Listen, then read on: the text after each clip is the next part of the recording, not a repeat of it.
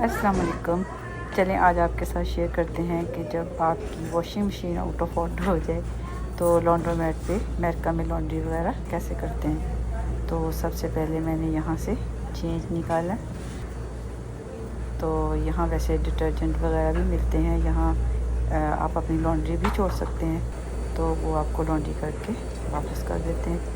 तो मैं तो अपना डिटर्जेंट लेके आई थी और यहाँ मैंने मशीन सेलेक्ट किया। ये $7.50 में डन होगी।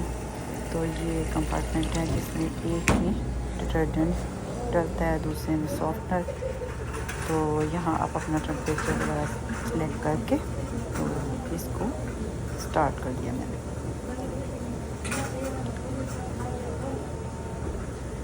तो बहुत ही अच्छी फैसिलिटी है, क्योंकि जब हम स्टार्ट में आए थे तो हमने बहुत देर तक जिस घर में रहे, जो रेंट पे हमने लिया हुआ था, तो वहाँ वॉशिंग मशीन वगैरह नहीं होती थी, तो हम यहीं पे लॉन्ड्री किया करते थे।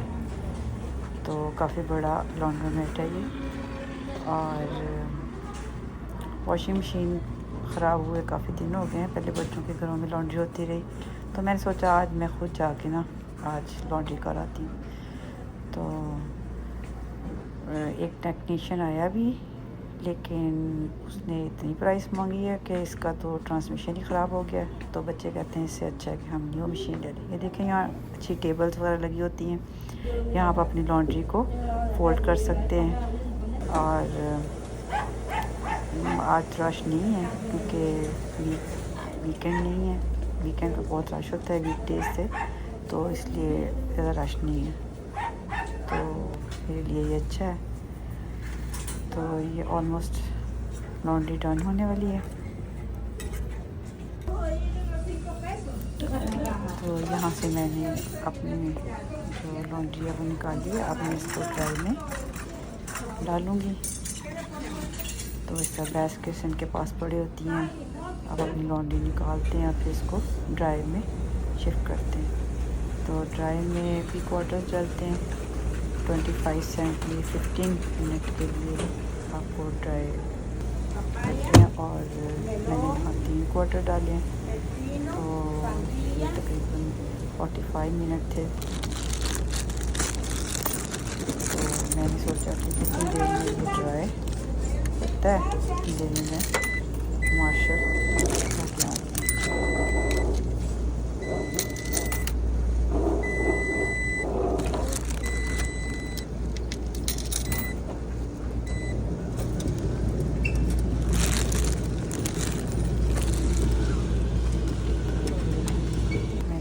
को स्टार्ट कर दिया बास्केट की एक तरफ और चलते हैं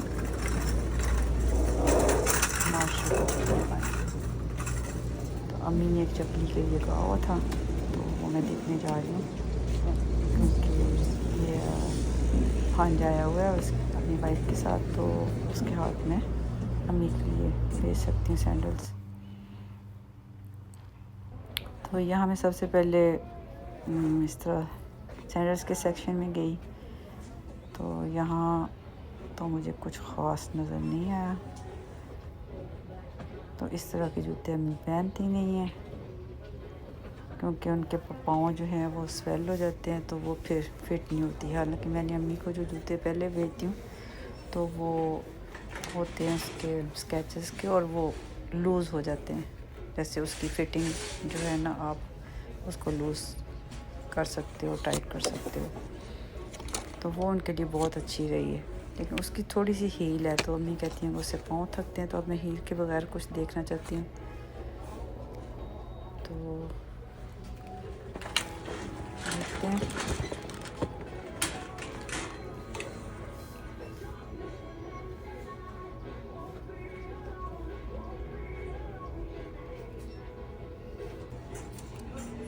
तो ये मुझे काफ़ी अच्छी लगी है, लेकिन मुझे लगता है ये स्लिप हो सकती है, तो ये भी नहीं ठीक उनके लिए। तो पता नहीं पाँव उनका फिट आता है इसमें कि नहीं। तो ये भी मैं अब इसके लिए भी तो बिल्कुल श्योर नहीं हूँ कि मैं लूँगी। एक ये भी पड़ी है।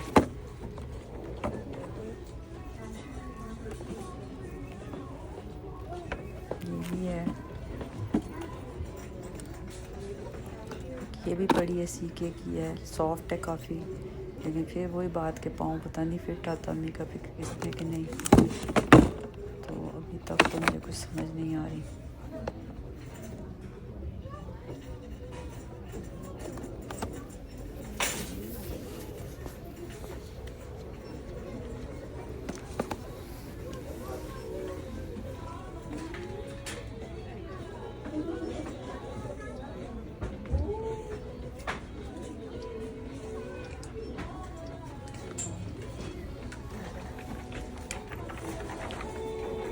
जब भी मैं मार्शल आती हूँ तो मैं ज़रूर होम सेक्शन में जाती हूँ। तो अब मैं कैसे हो सकता है कि वहाँ चक्कर ना लगाऊँ रास्ते में जाते जाते। ये मुझे बैग्स भी नज़र आ गए, ये भी मुझे कुछ ख़ास नहीं लगे,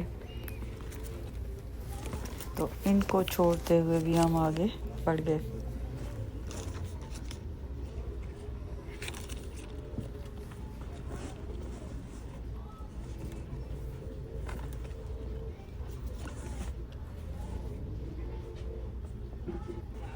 तो ये आ गई मैं होम सेक्शन में। सबसे पहले मैं वुडन एरिया में गई। ये जो वुड की चीज़ें होती हैं मुझे बहुत अच्छी लगती हैं। ये एक वुड का कवर है, साथ में ये है कंटेनर सा।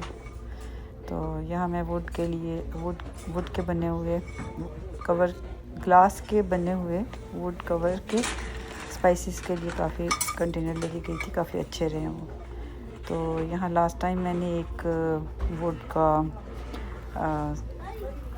सैलड बॉल देखा था, तो वो मुझे कई दफ़ा मैं चक्कर लगा चुकी कि वैसा नज़र नहीं आया। यहाँ कटिंग पोर्स पड़े हुए थे, चीज़ पोर्स पड़े हुए थे वुड के, काफ़ी अच्छी चीज़ें थी।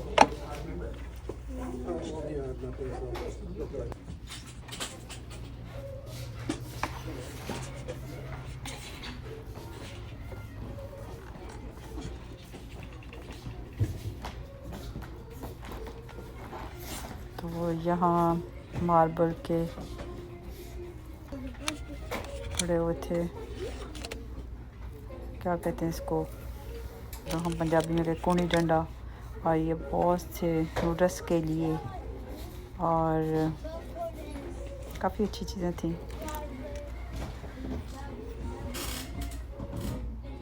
तो यहाँ जार्स थे ग्लास के, एयर टाइट।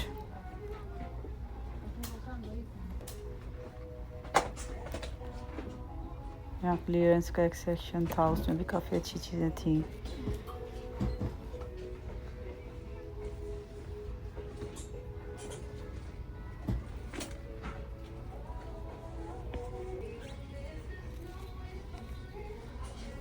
तो ये मुझे कुकिंग पॉट काफ़ी अच्छा लगा, स्टेनलेस स्टील का। स्टेनलेस स्टील के बर्तन मुझे बहुत अच्छे लगते हैं, लेकिन इसमें ये प्राइस भी रिज़नेबल थी।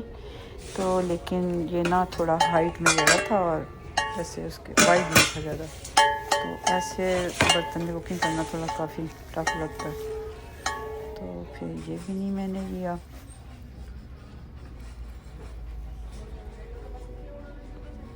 तो यहाँ मदर डे के लिए इन्होंने एक सेक्शन गिफ्ट्स के लिए तैयार किया था, फ्लावर्स पड़े हुए थे।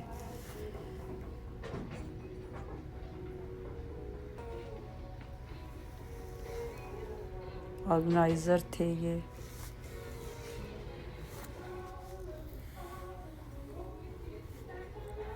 तो लास्ट टाइम मैं अपने किचन के लिए सोप डिस्पेंसर के लिए ना एक डिस्पेंसर लेके गई, उसमें से सोप निकलता ही नहीं है। तो अभी मैं दिखाती हूँ कि मैं क्या। ये सिरप का डिस्पेंसर है, तो लेकिन मैं इसको यूज़ करूँगी सोप के लिए, किचन के सोप के लिए। तो काफ़ी इजी है इसको पुश करना और सोप आसानी से निकल आता है। ये देखें, मैंने इसमें सोप डाला और तब से मुझे बहुत आसानी हो गई है। तो वैसे तो हमारे सिंक में पहले से बिल्ट इन था सोप डिस्पेंसर यहाँ पे, तो इसकी जगह हमने ना वाटर फ़िल्टर लगा दिया। तो अब यहाँ इसके लिए मुझे लेना पड़ा। चलिए